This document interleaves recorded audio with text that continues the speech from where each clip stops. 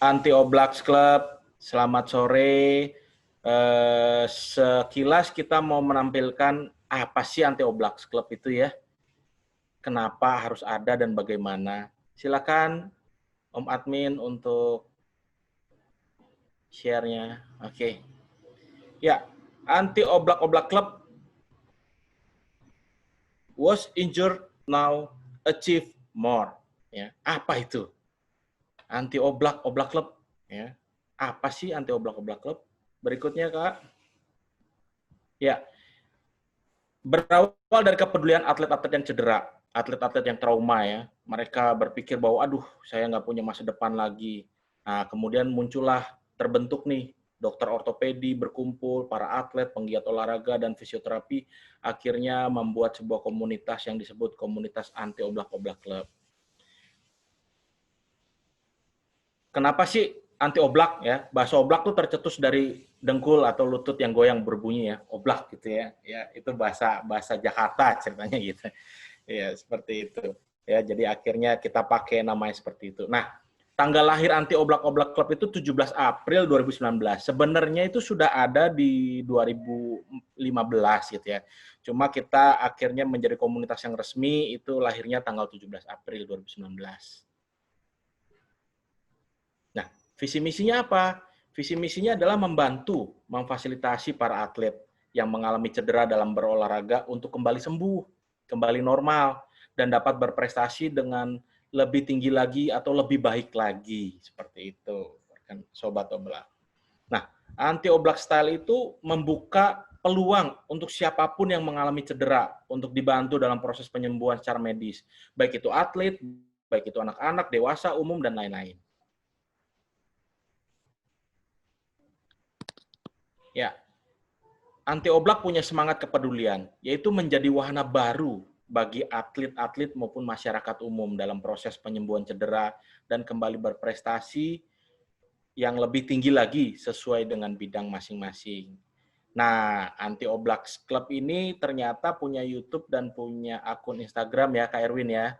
Iya, jadi buat rekan-rekan yang belum memfollow akun Instagramnya ataupun Facebook maupun apa YouTube ya? YouTube, ya Iya. silakan bisa di add dulu ya, di subscribe gitu. Subscribe dan follow ya. Di follow ya. Kakak gitu. Okay. Seperti itu.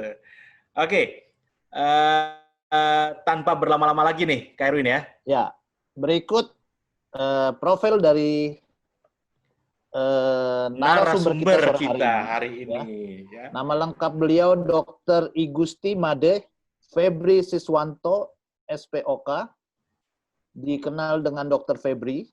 Beliau berasal dari Bali, Desa Cenggolo, Tabanan Selatan.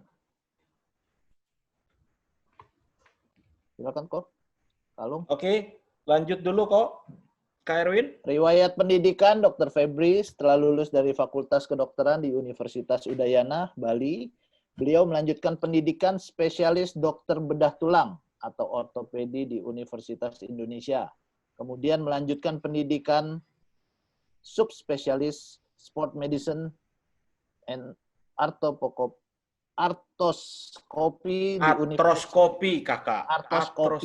di University of the Philippines, Philippine General Hospital, dan mendapatkan gelar konsultan sport medicine and artroskopi. Sorry. Atros ya. Atros. Ya. Ini bukan bagian dari kopi yang lain ya. Ini artroskopi. Oke, sebagai konsultan sport, ya beliau nih Dr. Febri bersama beberapa rekan mendirikan Royal Sport Medicine Center di Rumah Sakit Royal Progress Jakarta sebagai satu-satunya klinik di Indonesia yang memberikan service of excellence untuk penanganan cedera olahraga para atlet maupun awam hingga bisa kembali berolahraga bahkan mencapai prestasi yang lebih baik. Beliau juga membuka konsultasi di Rumah Sakit Husada dan Rumah Sakit Mitra Keluarga Cibubur. Dalam organisasi di dalam negeri, beliau adalah anggota IDI, Ikatan Dokter Indonesia, dan PABOI, Perhimpunan Ahli Bedah Ortopedi Indonesia. Oke, beliau juga sebagai salah satu founder loh, atas berdirinya IOSMA, Indonesian Orthopedic Society for Sport Medicine and Arthroscopy, yaitu sebuah organisasi yang menaungi para dokter ortopedi yang mempunyai minat yang sama untuk mengembangkan di bidang sport medicine dan artroskopi di Indonesia. Beliau ini aktif dalam membangun IOSMA sejak pembentukan awal sebagai founder dan terlibat langsung dalam kepengurusan organisasi. Berawal sebagai wakil sekjen di 2012 sampai 2014, kemudian wakil presiden di 2014 sampai 2016, dan menjadi presiden IOSMA pada tahun 2016 sampai 2019. Dalam organisasi internasional, beliau juga turut aktif mengembangkan bidang sport medicine dan artroskopi. Beliau adalah salah satu representatif dari Indonesia, ikut serta dalam kepengurusan organisasi ASA, ASEAN Society for Sport Medicine and Arthroscopy. Beliau juga sebagai honorary member POSM, Philippine Orthopedic Society for Sport Medicine and Arthroscopy. Juga ikut dalam membership ISAKOS, International Society Knee Surgery and Orthopedic Sport Medicine. Perhatian beliau akan isu mengenai cedera olahraga, ya, cedera olahraga pada para pelaku olahraga profesional maupun awam sangat besar. Di masa tugas beliau sebagai Head of Clinic dari Royal Sport Medicine Center, beliau selalu membuat program-program yang luar biasa. Beliau membentuk tim 45 yang kemudian diberikan pelatihan agar siap menjadi tim medis yang profesional dalam penanganan pertama untuk cedera di kegiatan olahraga. Hingga sampai saat ini, tim 45 di Royal Sport Medicine Center selalu dipercaya sebagai official medical partner loh oleh kegiatan-kegiatan olahraga di Indonesia, seperti IFC, IFF, dan juga Indonesia Basketball League, IBL ya. Bahkan PSSI dan beberapa klub basket seperti Pelita Jaya Bakri, NSH Jakarta, Amarta Hang Tua, dan Bima Perkasa Yogyakarta mempercayakan beliau sebagai konsultan dalam mendampingi para atletnya.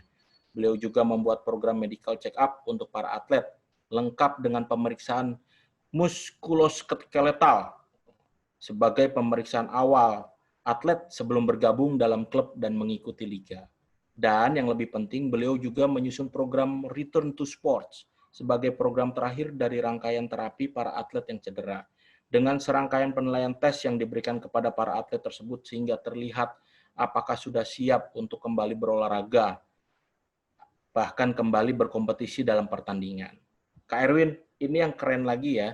Ini beliau nih, Dr. Febri nih di tim 45. Itu beliau terjun langsung loh, Kak. Wow. Terjun langsung. Ya. Wih, luar dengan biasa. Profil yang luar biasa ya. Iya, dengan profilnya seperti ini, Dr. Febri mau terjun ya. Wow. Semua kegiatan tim 45 dia selalu ada di garis depan. Dengan kesibukannya ya. Dokter yang humble and serve banget nih. Keren banget nih dokter gitu ya. Kecintaan beliau dalam pengabdian ilmu juga diwujudkan dengan aktif menjadi founder dan pembina Tabas FC, sebuah klub sepak bola sosial untuk anak-anak desa di Tabanan Selatan. Tepatnya di Desa Cenggolo, Tabanan, Bali. Tabas FC menjadi salah satu sarana anak-anak desa untuk bermain bola dengan gembira, bersosialisasi secara positif, serta berkompetisi dengan sportif. Wah. Ya, tanpa berlama-lama lagi, iya. Ya, dengan profil yang begitu lengkap, Kak. Nah, mantap ini ya. Kita persilakan Dr. Febri untuk waktu dan tempatnya. Silakan, Pak. Silakan, dokter. Selamat sore semuanya. Salam olahraga, salam sehat. Terima kasih Ko Erwin sama Ko Chandra yang turut menyibukkan di sore hari ini. Salam sehat juga buat komunitas anti oblak. Seperti yang telah disampaikan tadi oleh Ko Erwin sama Ko Chandra bahwa komunitas anti oblak itu apa segala macam. Kemudian saya sangat berterima kasih kepada komunitas ini. Awal mulanya itu dari iseng-iseng sampai saya tidak tahu bahwa akhirnya saya diminta untuk membuat suatu komunitas dan kemudian dijadikan sebagai ajang untuk berdiskusi. dan atas permintaan dari sebagian besar komunitas di masa pandemi saat ini untuk sedikit berbagi, sharing ilmu mengenai penanganan permasalahan di masalah cedera olahraga, sehingga para atlet atau para penderita bisa kembali ke aktivitas semulanya. Semoga sesi yang pertama ini sebenarnya ini akan menjadi serial sesi di anti oblak ini. Bukan saya aja yang ada sebagai dokter ortopedinya, tapi ada rekan saya Dr. Evan yang nanti akan berikutnya di sesi berikutnya akan memberikan topik juga, dan kami akan berkomitmen untuk selalu aktif setiap ini merupakan serial webinar ke depannya. Oke, mungkin saya bisa mulai untuk presentasinya, Chandra. Silakan, dokter. Baik. Waktu dan tempatnya. Oke, selamat sore semua peserta webinar. Saat ini saya mendengar dari panitia antusias akan webinar kali ini sangat besar sekali, sampai harus menambah kuota. Oke, saya akan untuk menyingkat waktu, saya akan memulai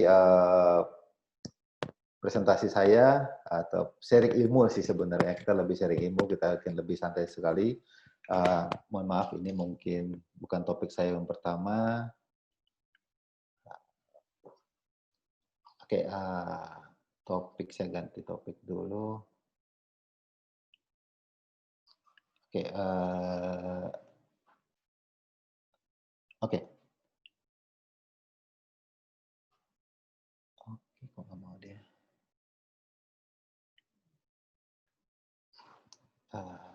Sorry.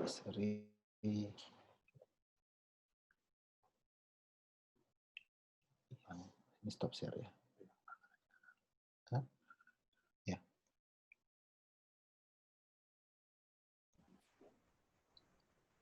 Ini saking antusiasnya ya, Pak Dokter ya, sampai sorry, tegang gitu.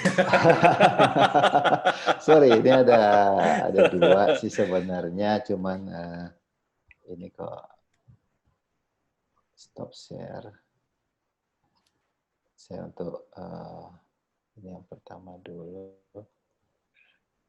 Oke, selalu masuk yang ini. Share.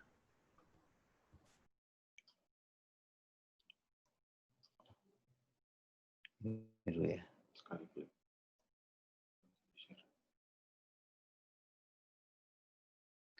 Oke, dia tidak mau. Ini saya tutup dulu ini dulu. Oke.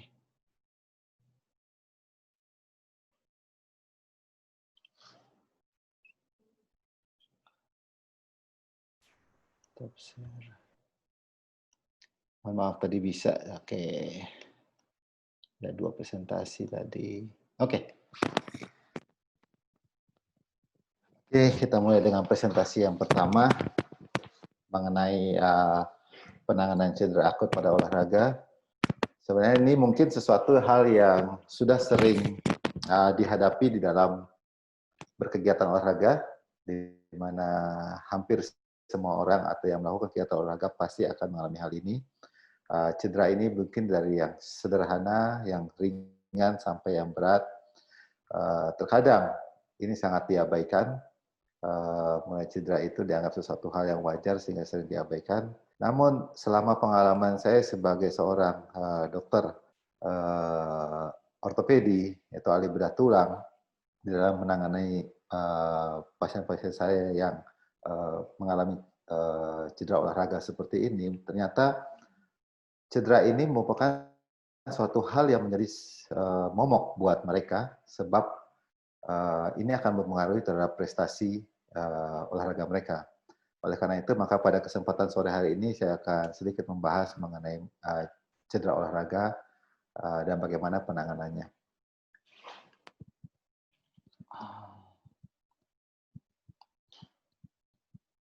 Oke. Mohon maaf, ini slide saya nggak jalan. Oke. Yang dimaksud cedera adalah adanya suatu gaya yang bekerja pada tubuh atau sebagian dari tubuh yang melampaui kemampuan tubuh untuk mengatasinya. Sedangkan yang termasuk cedera olahraga adalah semua cedera atau gaya yang terjadi yang menyebabkan cedera, yaitu terjadi bisa terjadi pada waktu saat latihan, saat berolahraga, saat pertandingan, atau setelah olahraga pertandingan. Secara onset daripada cedera ini, maka cedera dapat dibagi menjadi cedera yang bersifat akut, di mana berlangsung sangat cepat, maupun cedera yang bersifat kronik, yaitu berlangsung dalam jangka waktu yang panjang. Kalau dilihat dari seperti ini, maka gaya yang terjadi pada cedera yang akut adalah gaya yang sangat besar sekali, yang melebihi kemampuan daripada jaringan tersebut, baik jaringan untuk menahan beban tersebut. Sedangkan cedera kronik adalah cedera di mana gaya itu cukup berat, tapi tidak berat sekali, yang melebihi kemampuan dari mendekati batas threshold atas daripada otot untuk menahan beban tersebut, di mana ini terjadi terus-menerus dalam jangka waktu yang panjang. Oke, kalau kita bicara masalah cedera pada tubuh kita, maka kita bicara masalah cedera itu terjadinya di mana? Maka kita bagi menjadi dua garis besar, yaitu cedera pada jaringan keras yang terdiri dari tulang dan tulang rawan, dan cedera pada jaringan lunak. Jaringan lunak itu terdiri dari kulit, otot, tendon, dan ligamen. Oke, untuk cedera pada jaringan keras, itu biasa seperti patah tulang, atau patah pada garis pertumbuhan tulang. Ini ada sedikit perbedaan-perbedaannya. Nanti akan kita bahas lebih deep mendetail pada slide berikutnya. Kemudian cedera pada tulang rawan. Tulang rawan atau istilah medisnya ada cartilage, itu adalah itu bisa terjadi akibat adanya dislokasi atau bergesernya bergeser atau keluarnya tulang dari posisinya dalam sendi. Kemudian bisa juga disebabkan oleh adanya suatu patahan pada tulang, di mana garis patah itu akan mengenai permukaan sendi atau melewati permukaan sendi, yang menyebabkan terjadinya kerusakan pada tulang rawan, yang berakibat jangka panjangnya timbulnya kita bilang osteoartritis, atau secara awam dikenal sebagai istilah pengapuran. Kemudian cedera pada jaringan lunak terdiri dari kulit, mulai dari yang ringan, memar saja, kemudian timbul luka, baik luka lecet, lepuh, atau luka terbuka. Kemudian cedera lebih dalam lagi mengenai otot, tendon, dan ligamen, yaitu terdiri dari kram, kemudian strain dan sprain. Oke, nanti akan saya bahas satu persatu di slide berikutnya. Oke. Maaf, lagi bermasalah lagi. Oke.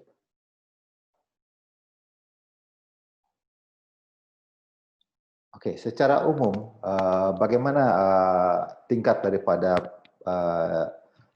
kegawatan atau keparahan daripada satu cedera? Kita dapat bagi menjadi 3 prioritas penanganan cedera, yaitu yang pertama, prioritas pertama itu cedera yang mengancam nyawa. Mengancam nyawa di sini adalah cedera yang menyebabkan terjadi sumbatan pada jalan nafas, henti jantung, atau perdarahan yang hebat. Kemudian prioritas kedua adalah cedera yang berpotensi mengancam nyawa. Ada benturan pada kepala, cedera pada tulang belakang, atau mengancam integriti daripada anggota gerak, seperti cedera pada pembuluh darah dan patah tulang. Sedangkan prioritas ketiga yang paling sering kita hadapi di lapangan atau di tempat melakukan kegiatan olahraga dan semacamnya adalah cedera yang tidak mengancam jiwa atau anggota gerak, seperti memar, lecet, strain, dan sprain. Di mana kalau tidak ditangani secara baik dan benar, maka ini bisa menyebabkan problem lebih lanjut. Maaf. Ini agak sedikit technical problem. Oke, penanganan secara umum. Maka kalau lihat penanganan secara umum dibagi berdasarkan prioritas daripada cedera, maka untuk prioritas pertama dan kedua, di mana mengancam jiwa atau mengancam nyawa dan atau berpotensi untuk mengancam nyawa, maka kita harus melakukan suatu over treatment, di mana di sini kita lakukan, harus asumsikan hal yang terburuk terjadi. Maka kita lakukan prinsip penanganan itu melalui resusitasi dasar dengan sistem TRA-BC, di mana untuk seperti ini sangat disarankan buat yang pelatih-pelatih atau yang non-medis untuk bisa mengikuti semacam pelatihan, bantuan dasar trauma dan life support, itu kita istilahkan BTCLS, Basic Trauma Cardiac Life Support, sehingga mempunyai kemampuan atau skill untuk menangani hal seperti ini. Tapi secara garis besar, maka dibagi menjadi diistilahkan sebagai DRABC, yaitu pertama, danger. Danger artinya adalah mengamankan penderita. Tergantung dari lokasi di mana kejadian itu berada, apabila di sekitar lokasi ada sesuatu yang bisa berkemungkinan untuk memperparah kondisi, atau misalkan di jalan ada benda-benda tajam dan segala macam, atau berpotensi ada kendaraan yang lewat dan segala macam, maka harus pasien diamankan. Ataupun di lapangan, biasanya oleh karena ada yang cedera pada ingin melihat atau ingin mengetahui kondisi temannya atau pemain yang mengalami cedera, sebagian besar akan pada datang menggeromol di sekitar penderita. Nah, ini kita harapkan agar memberikan ruang, diamankan dengan cara memberikan ruang sehingga cukup oksigen dan tim bisa membantu atau melakukan tindakan yang sesuai. Kemudian yang kedua, kita lakukan respon. Cek respon penderita itu dengan cara menepuk pundak. Menepuk saya, jangan memukul pundaknya. Yang paling gampang sih sebenarnya adalah dengan memanggil nama. Ketika penderita bisa menyebutkan namanya, berarti itu menandakan bahwa jalan napas ataupun pernapasan daripada penderita itu aman. Karena dia bisa menyebutkan namanya. Tapi kalau tidak bisa menyebutkan namanya atau bisa menjawab pertanyaan dari yang menolong atau yang kita, maka kita harus make sure bagaimana airway, jalan napas daripada penderita. Maka kita lakukan dengan cara buka mulut penderita secara perlahan, dan gentle movement, terkadang dengan cara melakukan buka dengan menekan pada bagian belakang mulut, kemudian kita buka, kita bilang jaw thrust, atau buka dengan cara memiringkan penderita, kemudian kita lihat apakah ada satu sumbatan pada jalan napas atau ada yang menghambat di jalan napas, maka kita singkirkan. Kemudian kalau setelah itu kita lakukan dan pernapasan sudah mulai ada, maka kita melihat bagaimana pernapasan daripada penderita dengan melihat pergerakan daripada dada penderita, apakah simetris pergerakannya atau tidak. Dan yang terakhir adalah kita cek sirkulasi aliran darah daripada penderita dengan menekan pembuluh darah karotis pada bagian leher atau pembuluh darah di mana pada bagian bawah dari tempat mengalami cedera. Oke, sorry ini agak bermasalah sedikit. Oke, berikutnya untuk prioritas ketiga, maka penanganannya dengan menggunakan prioritas ketiga itu yang paling sering terjadi, mungkin ini sangat penting juga. Penanganan prioritas ketiga dengan menggunakan prinsip RICE. Mungkin ada yang mengenal namanya RICE, kemudian PRICE, nanti ada istilah baru lagi, tapi kita akan lihat bahwa perbedaan-perbedaan dari prinsip tersebut dan kenapa ini perubahan nama terjadi. Oke. Dulu kita mendengar RICE, Rest, Ice, Compression, Elevation, tapi sekarang kita tambahkan dengan Protection. Jadi P itu adalah Protection. Jadi prinsip untuk ketiga ini adalah jika terjadi cedera pada tulang, otot, ligamen, maka akan terjadi perobekan pada pembuluh darah tepi atau pembuluh darah kapiler, pembuluh darah yang kecil. Perdarahan ini atau kerusakan pada jaringan ini akan menyebabkan darah akan merembes ke jaringan sekitar yang mengakibatkan timbulnya pembengkakan, memar, dan nyeri. Maka penanganannya bisa kita lakukan prinsip dengan prinsip RICE, yaitu protection. Protection artinya melindungi bagian yang cedera dari kerusakan lebih lanjut, itu bisa dengan menggunakan splint atau bidai. Nanti akan saya jelaskan bagaimana cara menggunakan splint atau bidai. Kemudian lakukan dengan rest 2-3 hari, kemudian icing 15-20 menit setiap 2 jam, kemudian lakukan dengan compression dengan elastis banded untuk mengurangi adanya pembengkakan atau pembengkakan. Kemudian yang lain selanjutnya untuk membantu aliran balik ke badan jantung, maka kita lakukan elevation technique. Oke. Kemudian PRICE kemudian di perkembangan selanjutnya prinsip PRICE dirubah menjadi prinsip POLIS. Perbedaannya itu di REST. Ya, di REST, di mana dirubah menjadi OR atau optimal loading.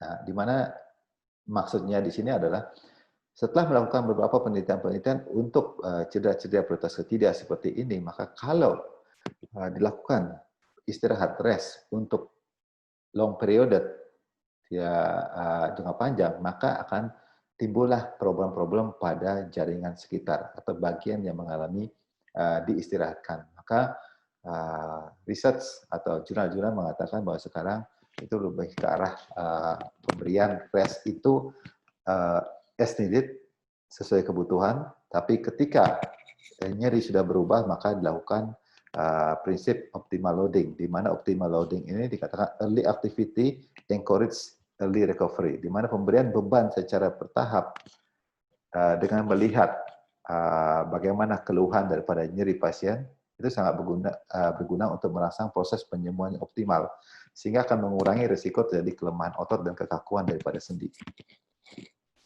Oke, kita masuk ke part cedera dari masing-masing jaringan. Maka kita lihat cedera pada jaringan keras, itu kita fokus kepada tulang dan tulang rawan.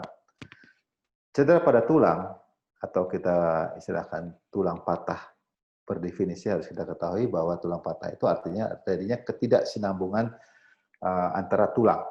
Itu dapat dibagi menjadi dua, yaitu cedera patah tulang komplit dan tidak komplit.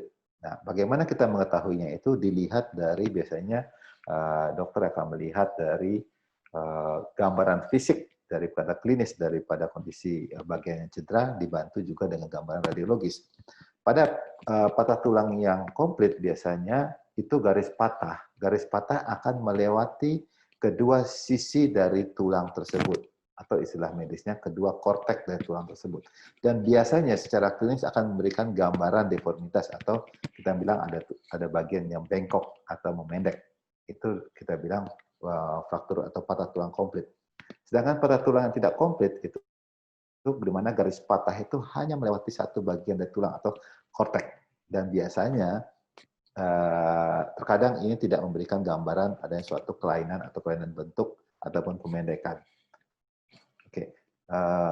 Perhatian untuk para coach, pelatih ataupun orang tua itu terutama pada tulang anak-anak di bawah usia 18 tahun atau pada mereka-mereka yang masih dalam tahap pertumbuhan tulang, growth period. Sebab pada cedera-cedera seperti pada gambar ini kita lihat cedera pada daerah yang mendekati daerah persendian, itu kita harus aware atau kita harus over perhatian, sebab pada anak-anak pada usia masa pertumbuhan di situ terdapat garis pertumbuhan tulang. Kalau pada gambar bawah kanan kita melihat antara tulang atas yang ada garis birunya itu merupakan garis pertumbuhan tulang.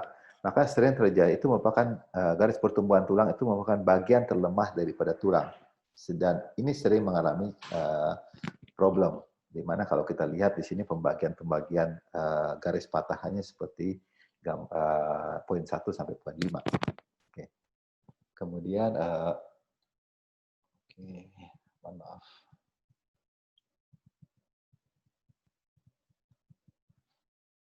Oke, kemudian kita lanjut ke cedera tulang rawan.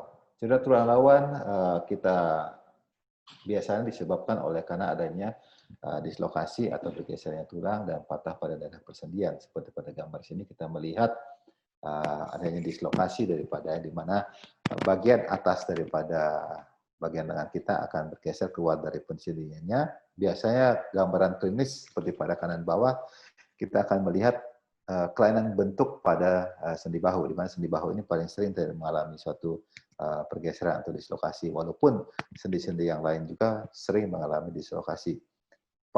Sebagai contoh, pada sendi bahu ini kita akan melihat bahwa perbedaan antara bahu yang kanan dan bahu yang kiri, terutama kita melihat kontur atau bentuk daripada otot deltoid itu akan mengalami perbedaan, di mana pada bagian yang dislokasi akan lebih datar dibanding bagian yang sehat.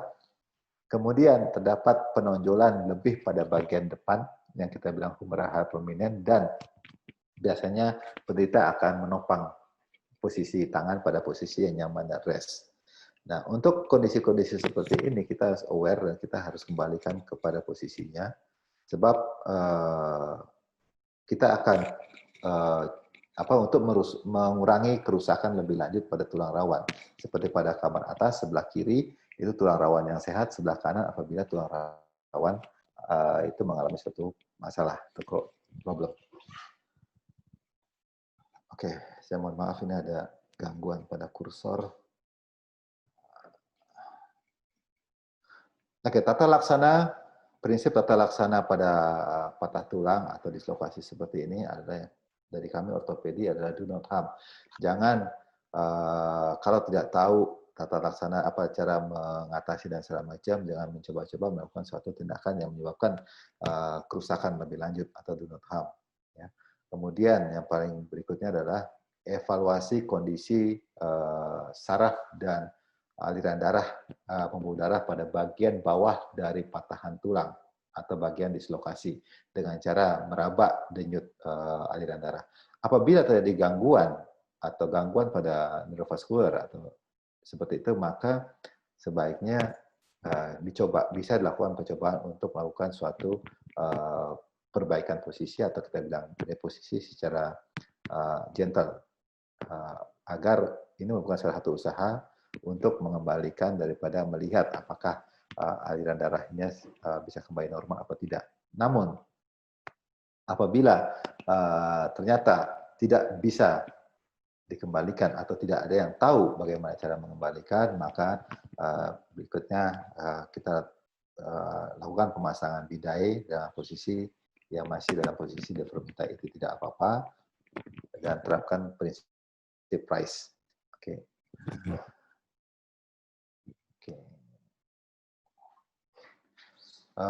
Kemudian ini beberapa contoh untuk dislokasi, bagaimana cara melakukannya, tapi secara umum bahwa untuk awam hanya boleh dilakukan percobaan satu kali saja untuk mencegah future kerusakan lebih lanjut untuk terhadap jaringan-jaringan yang ada di sekitar persendian seperti ini. Oke. Kemudian kalau umpamanya tidak bisa kembali ke posisinya atau ada gangguan neurovaskular, segera disarankan untuk mencari pusat pelayanan kesehatan terdekat agar bisa ditangani masalah seperti ini. Sebab apabila ini terjadi baru pertama kali, maka biasanya akan lebih gampang untuk dikembalikan dibanding kalau dibiarkan berlarut-larut sekian lama.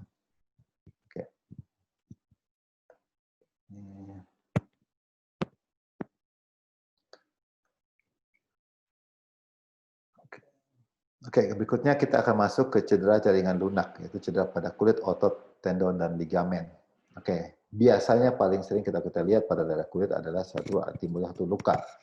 Luka adalah suatu kondisi di mana terjadi suatu ketidaksinambungan antara kulit dengan kulit atau kulit dengan jaringan di bawahnya yang mengakibatkan timbulnya perdarahan dan dapat menyebabkan timbulnya infeksi. Secara garis besar maka kita bagi menjadi luka lepuh, luka lecet, dan luka terbuka.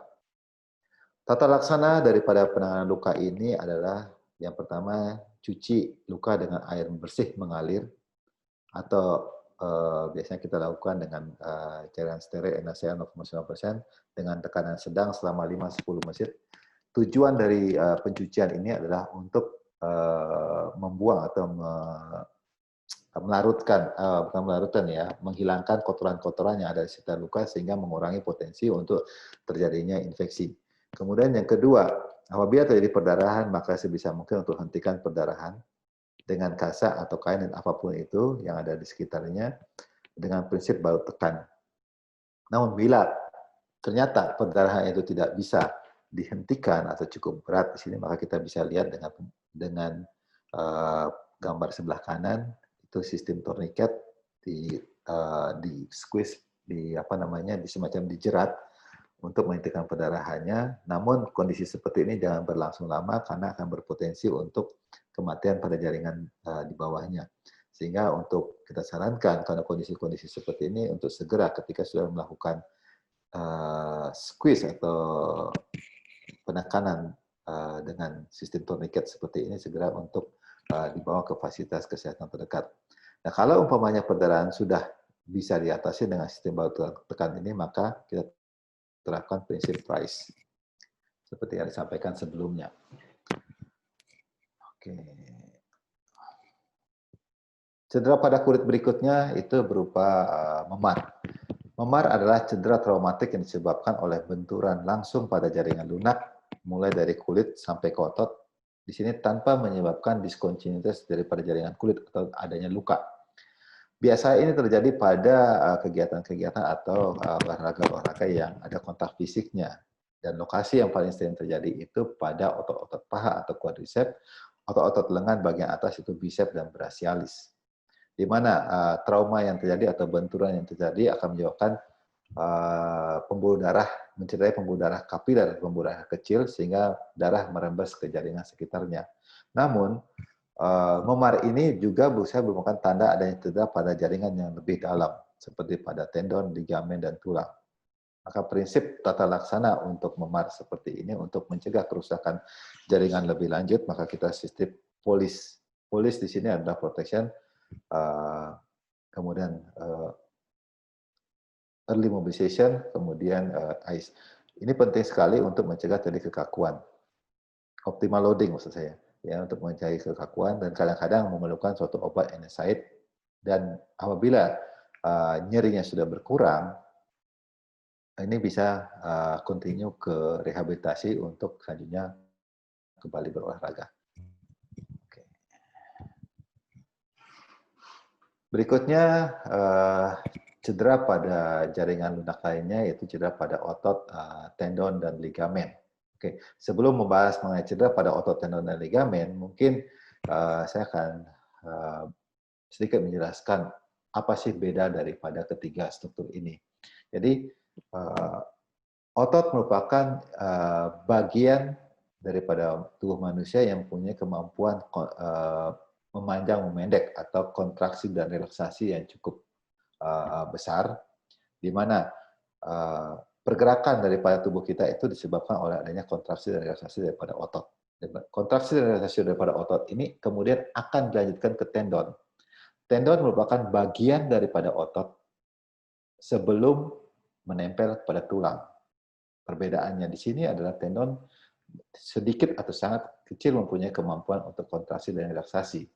Sehingga kontraksi atau pemendekan pada otot akan menarik daripada tendon, tendon yang menempel pada tulang itu akan menyebabkan pergerakan pada tulang itu, sehingga terjadi suatu proses pergerakan pada tubuh kita.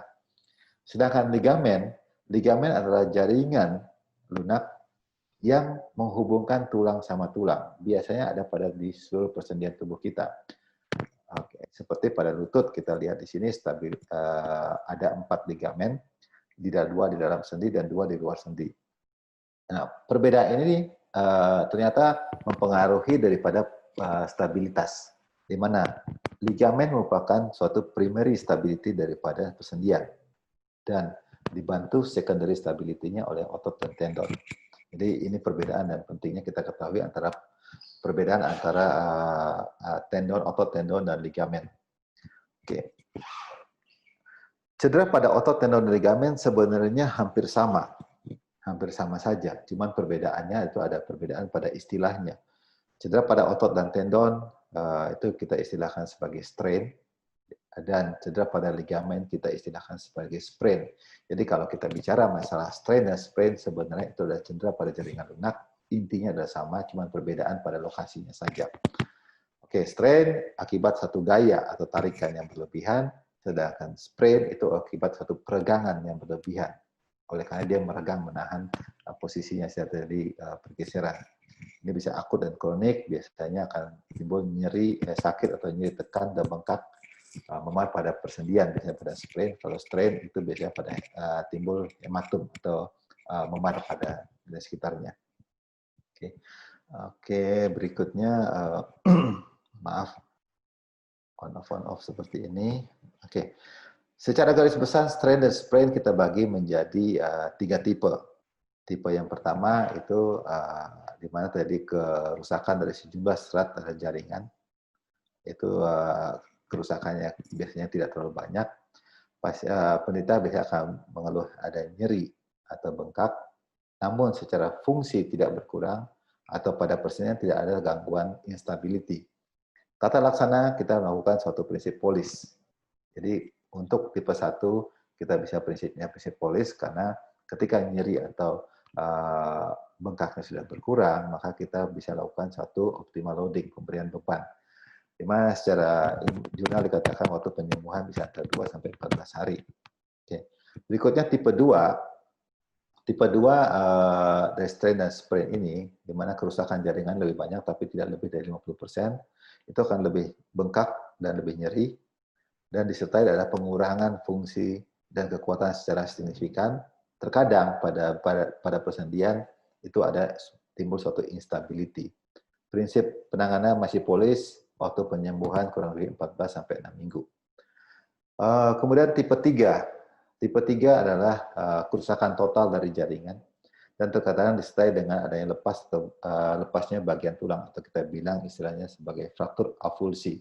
Di sini peneliti akan mengeluh satu pembengkakan yang masif atau nyeri hebat dan ditandai dengan kehilangan fungsi dan adanya satu ketidakstabilan, bukan stabilitas, ya, ketidakstabilitas daripada persendian. Di sini kondisi-kondisi seperti ini maka prinsip penanganannya ada price, tidak bisa kita berikan secara optimal loading. Kemudian terkadang membutuhkan tindakan lebih lanjut yang berupa operasi dengan waktu penyembuhan antara 3 sampai 9 bulan. Oke. Dari tadi kita bicara masalah prinsip-prinsip penanganan dari puri supaya segala macam seperti itu. Dari perbandingan apa sih perbedaan antara kalau kita melakukan dan apa tidak melakukan. Kadang-kadang ada yang cedera itu ini akan menjawab. Kadang-kadang ada cedera melakukan pemijatan dan tidak menerapkan prinsip price. Oke, kalau kita melihat di sini bahwa jaringan yang mengalami cedera bagian atas adalah tanpa prinsip price atau rise. Jaringan yang mengalami cedera akan menyebabkan dalam waktu 24 jam akan terjadi kerusakan jaringan dengan terjadi perdarahan. Apabila ini dibiarkan, maka perdarahan akan makin banyak, pembengkakan sering terjadi, maka untuk jangka panjangnya akan penyembuhan jaringan akan terbentuk jaringan parut atau jaringan scar tisu yang lebih kaku. Sedangkan dengan prinsip price atau polis seperti ini, maka perdarahan akan diminimalisir dengan kompres air seperti ini. Jadi pembuluh darah akan mengalami vasokonstriksi atau menyempit sehingga perdarahan berkurang yang mengakibatkan kerusakan jaringan juga akan berkurang dan pembentukan scar tisu pun akan sedikit. Oke.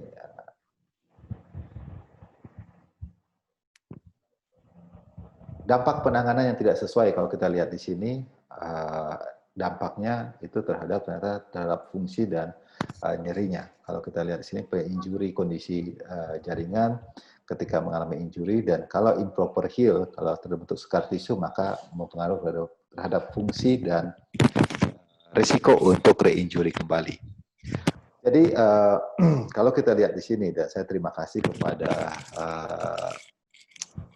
pasien saya dan juga anti oblak community yang tergabung dalam anti oblak community seperti ini bahwa ketika saya menangani mereka, kemudian kita berdiskusi, ngobrol segala macam, ini ternyata merubah cara pandang saya, cara treatment saya terhadap pasien sebagai seorang dokter, terutama di bidang sport ini, bahwa keinginan mereka itu cuma satu, ketika mengalami suatu cedera itu adalah dari lapangan untuk kembali ke lapangan agar mereka bisa berkompetisi kembali. Oleh karena itu, berdasarkan penjabaran saya di atas mengenai tipe-tipe penanganan, tipe-tipe daripada cedera, sebagian besar sebenarnya cedera itu ada pada tipe 1 dan tipe 2, di mana penanganan terbaik untuk tipe 1, tipe 2 ini adalah satu teamwork. Teamwork itu bukan hanya medis saja, tapi teamwork itu mulai dari semua yang terlibat di lapangan, sampai dengan fasilitas kesehatan. Di lapangan di sini ada pemain itu sendiri, pelatih, wasit, dokter tim, fisioterapi, bahkan sampai measure atau tukang pijat yang ada di tim. Demikian juga kemudian di fasilitas kesehatan dari dokter olahraga, rehab medik, perawat, dan yang lainnya.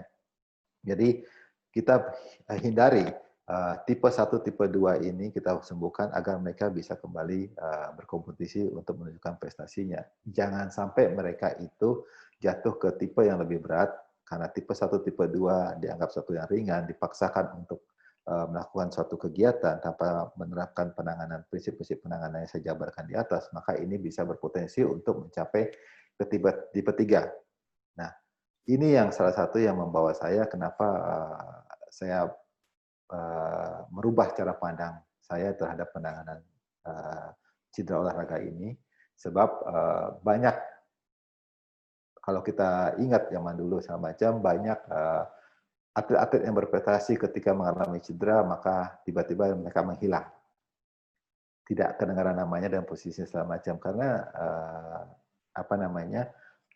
tidak bisa tertangani secara baik. Oleh karena itu dasar ini pula akhirnya saya berkumpul sama teman-teman di bidang dokter ortopedi sport, kemudian berdiskusi, kemudian membentuk organisasi IOSMA yang bertujuan sebenarnya itu memberikan pelayanan paripurna terhadap penanganan cedera olahraga seperti ini, sehingga tidak ada lagi namanya atlet-atlet yang berprestasi ketika mengalami cedera tidak muncul kembali, tapi mereka bisa kembali ke kondisi awal untuk berprestasi kembali. Oke. Jadi, oke. Contoh tipe 3 ligamen injury yang paling sering terjadi adalah cedera pada ligamen pada lutut, yaitu ligamen ACL. Di sini kalau kita lihat,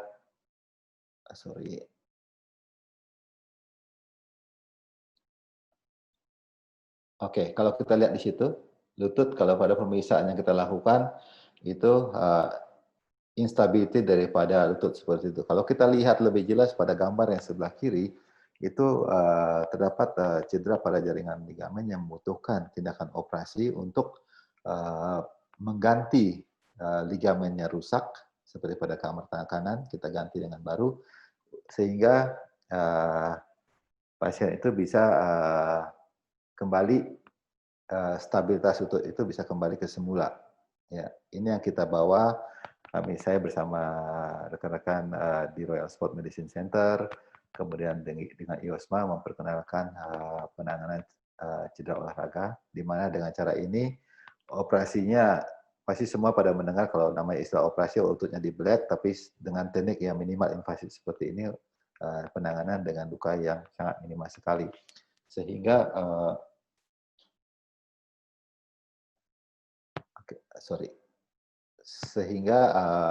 di sini sebagai final presentasi saya hari ini, maka take home message dari saya atau bekal pulang dari saya adalah bahwa cedera merupakan bagian dari kegiatan berolahraga,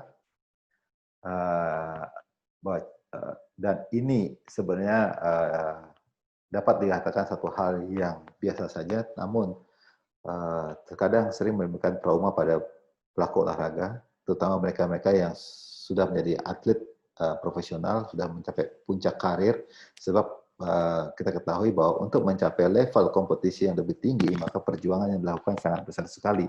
Sehingga ketika sudah sampai ke level kasta kompetisi yang tinggi, maka di sini risiko-risiko injury atau itu juga semakin tinggi. Teamwork sangat diperlukan, itu dari lapangan ke lapangan, maka teamwork ini harus penting mengetahui mengenai cedera dan tipenya, prinsip-prinsip penanganan cedera dan tindak lanjut daripada cedera. Teamwork harus bisa memberikan suatu secure environment, yaitu suatu lingkungan berolahraga yang aman buat para atlet atau pelaku olahraga, sehingga mereka bisa lebih more fokus untuk menunjukkan kemampuan mereka, sehingga mereka berprestasi. Yang harapan saya Indonesia bisa mempunyai atlet-atlet yang berprestasi, dan Indonesia mampu untuk menunjukkan prestasinya di kawasan regional maupun internasional. Oke, jadi tujuan dari saya dalam penanganan cedera olahraga ini adalah untuk membawa kembali para juara untuk kembali berjuara, sehingga mereka bisa menunjukkan prestasi yang maksimal mereka miliki. Kemudian terima kasih kepada member-member ini, ada foto-foto para member Anti Oblaks yang sudah bisa kembali berprestasi. Terima kasih.